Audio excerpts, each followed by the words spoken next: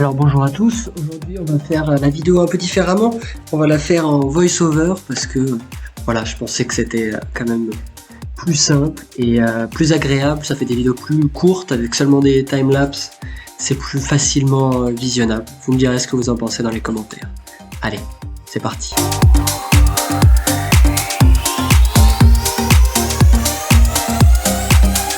Alors là, je me suis mis comme mission de faire le plafond. Donc tout seul, c'est assez compliqué parce que t'as toujours les bras en l'air, ça tire dans les épaules, mais c'est faisable, la preuve en est.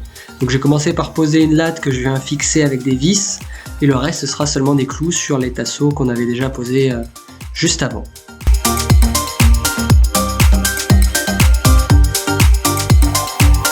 Ici je viens d'annuler les fils pour pouvoir poser les lattes.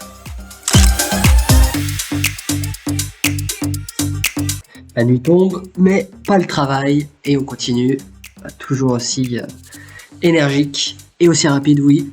Je vais aussi vite dans la vraie vie, voilà, pour ceux qui se demanderaient.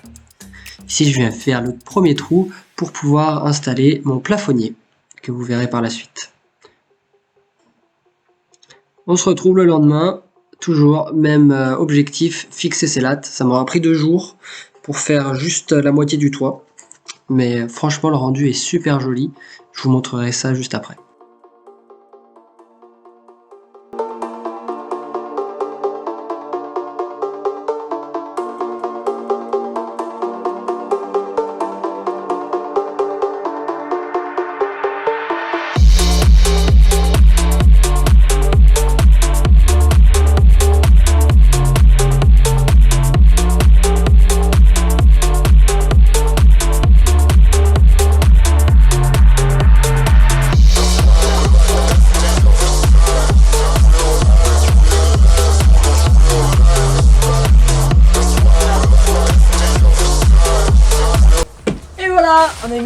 J'ai mis les plafonniers et j'ai fini toute cette partie du toit. Il me reste derrière et après les côtés. Mais voilà, ça avance doucement. Hein. C'est très dur parce que tout seul en fait à porter, c'est un peu fatigant. Voilà. Ici, je me suis attaqué à l'électricité. J'ai reçu mes cosses. Donc il me restait plus qu'à cosser tous les câbles et pouvoir après venir les fixer à leur appareil respectif. Je commence à faire dans l'ordre, donc en partant du battery protect, puis le chargeur coupleur séparateur, et ensuite les différents borniers positifs et négatifs. Les fils rouges seront positifs et les fils bleus négatifs, pour que je puisse me rappeler pour la suite.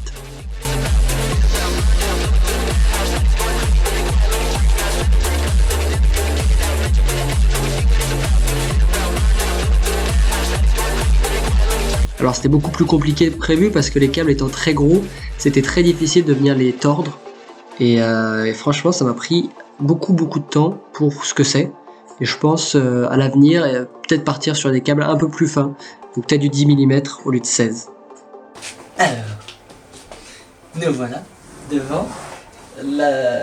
J'ai tout branché, j'ai tout cossé. Et j'ai branché ça à la batterie. Alors, batterie très lourde donc j'ai déplacé tout ici. Et pour essayer de voir si ça marchait, j'ai pris un spot LED et j'ai tout raccordé comme je raccorderais. Évidemment là, ça c'est pas très beau, c'est cafouillis. Et j'ai acheté, en fait, j'avais acheté un interrupteur. Donc vous voyez là, le positif de mon LED est raccordé à l'interrupteur et le positif après va au panneau de fusible. Et comme vous le voyez, ça marche à merveille. À savoir que j'ai mis pour le moment un fusible de 5 volts. Si je viens enlever ce fusible, le circuit est coupé et ça ne fonctionne plus. Donc pour le moment c'est une réussite complète. Vraiment, on ne pouvait pas mieux réussir que ça. Le seul point que je comprends pas, c'est que normalement il y a des LED, des petites LED qui sont censées s'allumer. Et là elles ne s'allument pas. Donc je sais pas si c'est moi qui ai fait une connerie ou si c'est j'ai cette partie là défectueuse, faudrait que je regarde. Moi je sais pas du tout encore pourquoi ça fait pas les petites LED. Mais bon, on a tout qui fonctionne. Ici je suis venu m'attaquer à la fin de la pose du du sol. Donc le sol, c'est des lames de PVC qui viennent juste se coller sur le sol déjà existant. Donc je suis venu les couper une par une à la bonne taille pour que ça fasse un rendu le plus propre possible. Vous me voyez enlever le circuit d'eau avec mon ami Thomas, oui, qui est habillé comme moi. Voilà, pour ceux qui me connaissent, ils savent qui ce sont mes habits, parce qu'il était arrivé sans rien. Et on est aussi venu poser le sol du garage, donc le sol antidérapant.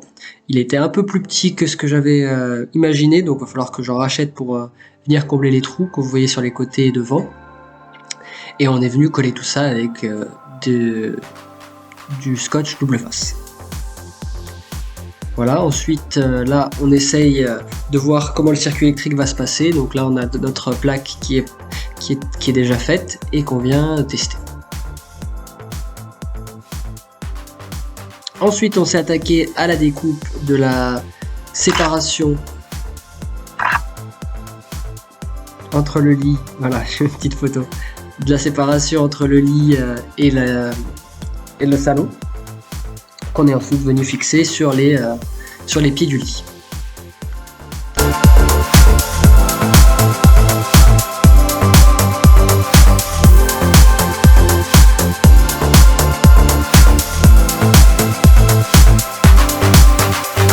Ici, je viens faire un trou dans la séparation pour pouvoir passer les tuyaux d'eau.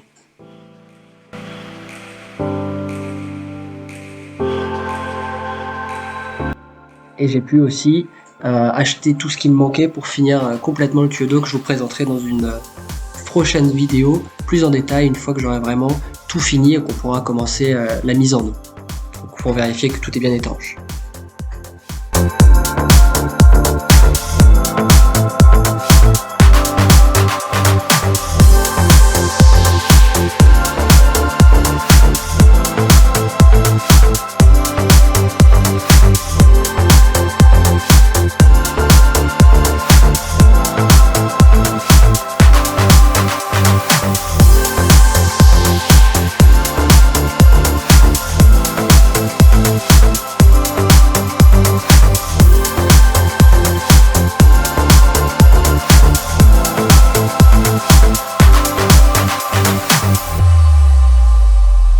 Et Thomas, très gracieusement, s'est porté volontaire pour nettoyer tout le bazar qu'on avait mis durant ce dernier mois.